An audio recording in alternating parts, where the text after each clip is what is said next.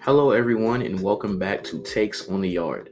This is episode 4, and I told you I'm trying to be more consistent with the podcast. Something I'm really trying to be serious with. So bear with me here. It's been a long day and it's pretty late. It's going on 11 o'clock. But let's get right into it. Before June 28th, 2023, there were 23 perfect games in MLB history. Last night, New York Yankees pitcher Domingo Germán joined elite company with the 24th perfect game in MLB history. Let's clap it up. I'm trying to get sound effects with it too anyway.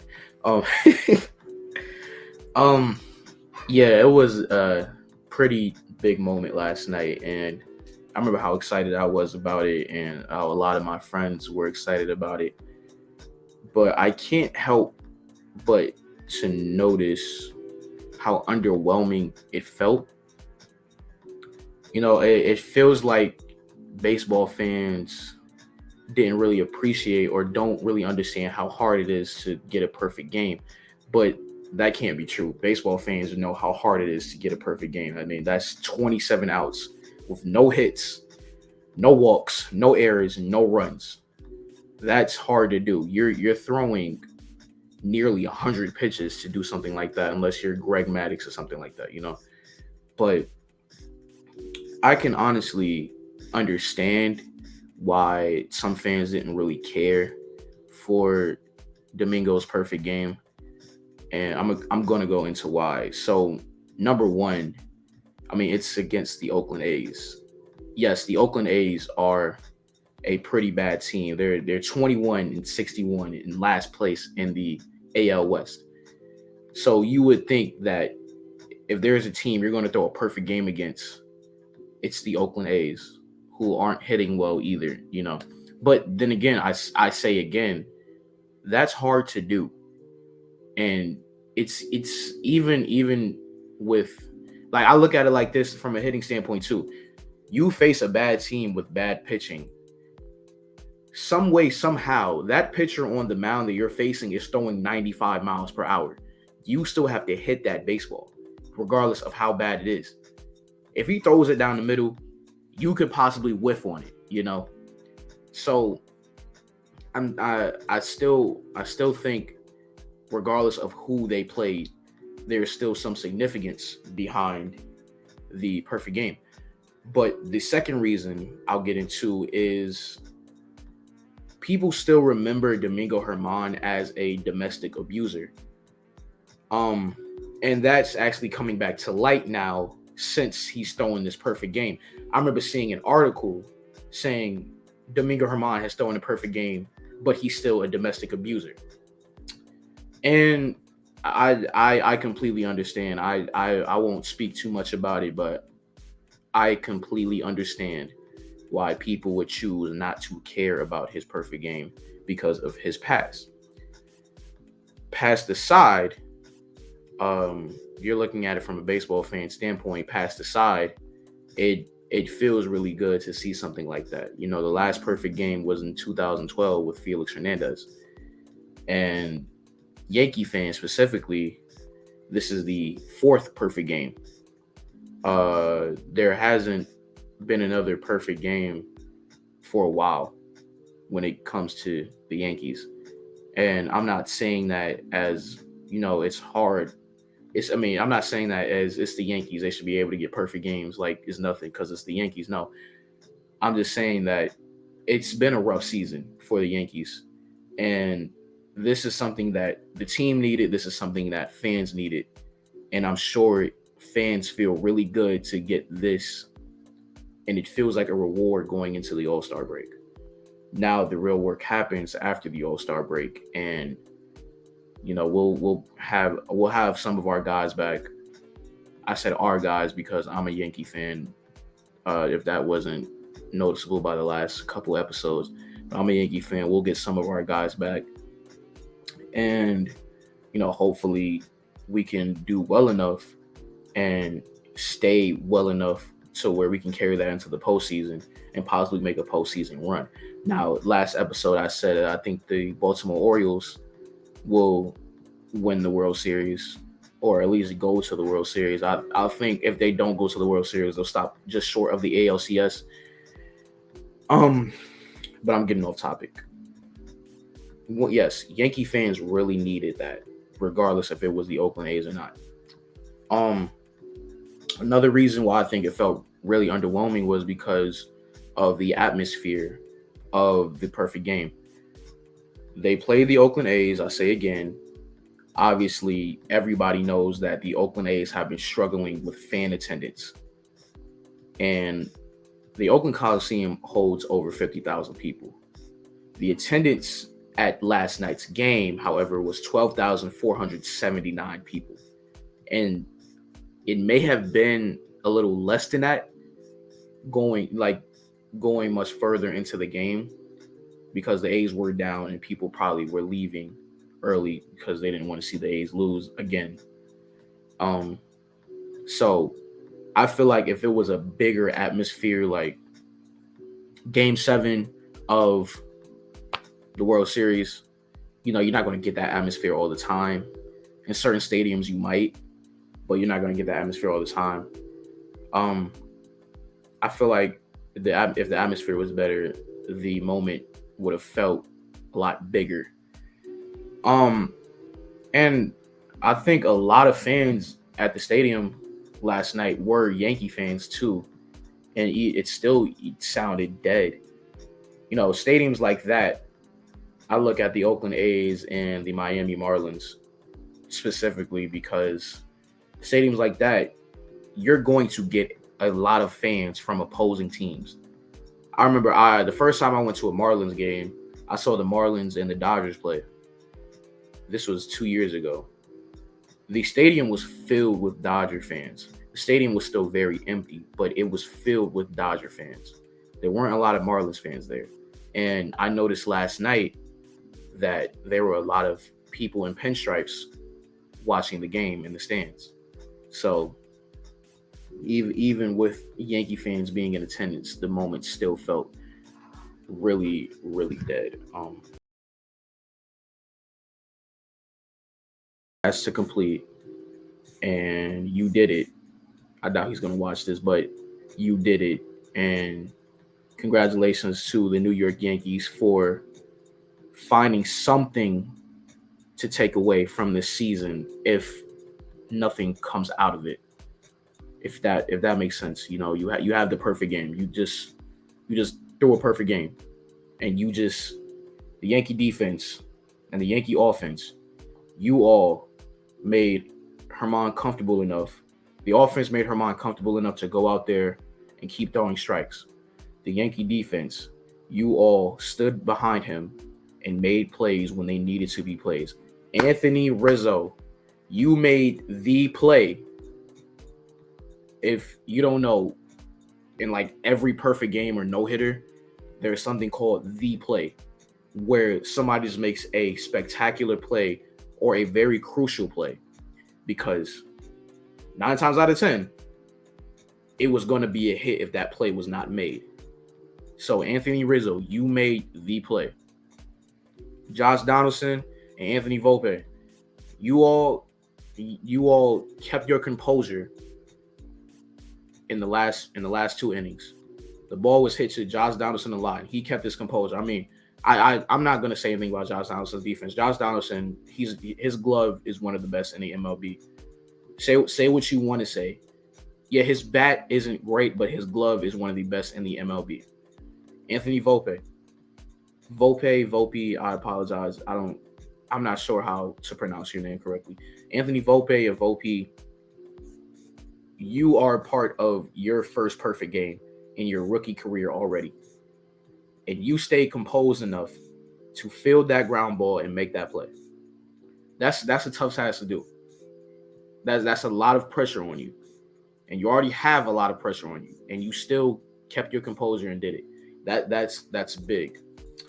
But yeah, congratulations to the New York Yankees, and congratulations to baseball fans for being able to witness something so cool and amazing. Because it regardless of anything, regardless of what team you like, seeing a perfect game, it's something cool. Everybody I think everybody rooted for Felix Hernandez when he threw his in 2012. So yeah. On to the next segment. This is gonna be a pretty short episode. It's late. Um, Superman Legacy has found its Clark Kent and Lois Lane. Clark Kent and Superman. David Cornsweet and Rachel Brosnahan have been casted as Clark Kent and Lois Lane in James Gunn's Superman Legacy movie. This is a reboot from Henry Cavill's and Zack Snyder's Superman. And fans are pretty split about this. I see a lot of fans commenting about how Cornsweet looks very similar to Henry Cavill, but I don't know. I'll get into it actually. And then there are a lot of fans still upset that Henry Cavill isn't Superman anymore. And so for one, to address Cornsweet looking like Superman, I'm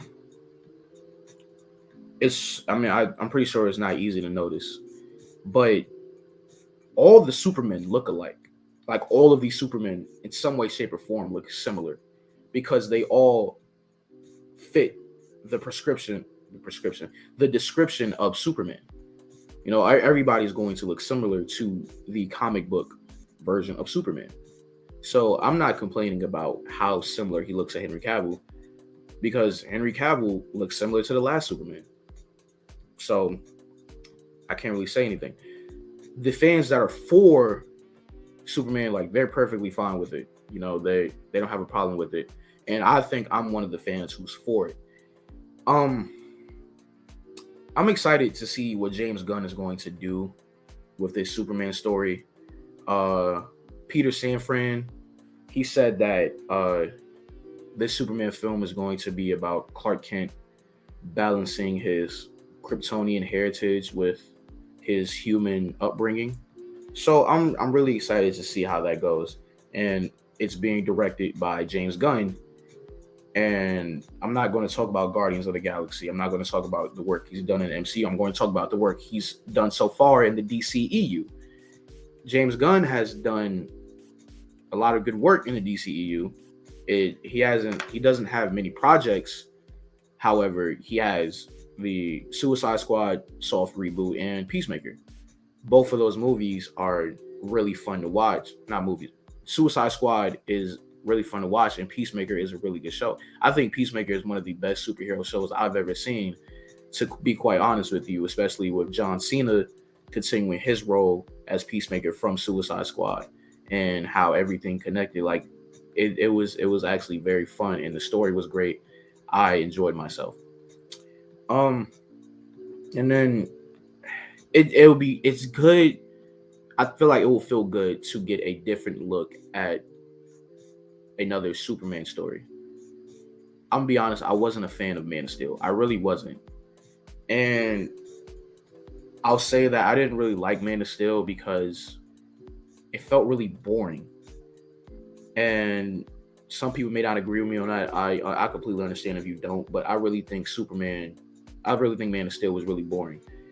And it's not like I didn't hate it, like how I hate some other DC EU movies. I didn't hate it, but I just it wasn't for me. Man of Steel felt really gray, and it was gray, and I didn't like the shots, and I don't know, a good tone in a movie, like a good color tone in a movie goes a long way. Like I'll say with Matt Reeves' Batman, there was a lot of orange color tones, like fiery color tones, and it fits so well within that movie, you know, and it added to it. With Man of Steel, it was a lot of gray and blue undertones. Like it just didn't feel like, it made me feel uncomfortable. That's what I'm trying to say. It made me feel uncomfortable, made me feel cold. And I wasn't sure if that's what director Zack Snyder was trying to give off in that movie. I don't really know what Zack Snyder is doing with his movies. And that's another thing. I didn't really like any of Zack Snyder's projects in the MCU, but to the MCU. I didn't really like any of Zack Snyder's projects in the DCEU, aside from the Snyder Cut. But I feel like if the Snyder Cut was not 4 hours long, where we got the full raw film, I feel like I wouldn't have enjoyed it. And a lot of fans enjoyed the Snyder Cut, but I feel like it was that way because we got the whole film. We didn't get a compressed version of it. And on top of that, we're also going off of the Justice League that was released in theaters. We're comparing it to the Snyder Cut. Now, anything is better than a Justice League that was released in theater. Like, come on now. It was awful. Anyway, I digress. That movie makes me upset to this day. That was a bad movie. It should never been released. Bad on you, DC. Bad on you. Anyway. Another reason I don't really rock with Zack Snyder is because his fans. Yeah, his fans are really annoying. If you're a Snyder fan, you're really annoying. You get on my nerves. I'm not even gonna hold you, bro. My bad. You get on my nerves. Like, honestly. And I would make a comment on social media about Zack Snyder's films. And the people who were introduced to Zack Snyder through Watchmen, those fans, oh my God. Y'all are so annoying. I don't care about Watchmen. I'm going to be very honest with you. I do not care about Watchmen. I was a child when that movie came out. I didn't comprehend it. I don't even remember seeing it. And I don't think I want to see it now. I don't like Zack Snyder. I don't. And y'all make me so upset.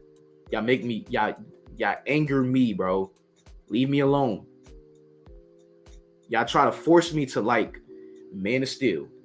I didn't like it. Y'all try to force me to like Batman versus Superman. Oh my God. That movie should have never been made either. I didn't like Lex Luthor. I don't even care if it was a different take. I did not like Lex Luthor. Why is General Zod turning to Doomsday? And why does Doomsday look like a booger? No. It was bad. I'm not doing that. No, I don't care. So, like I said, Zack Snyder fans, y'all are annoying. I don't really like Zack Snyder's movies, but aside from the Snyder Cut. But, like I said earlier, I'm very excited to see where James Gunn will go with this Superman story and how different it will be. I just recorded an episode with Ella Starr, the host of the review. It's been a long day. I can't speak English right now. Anyway,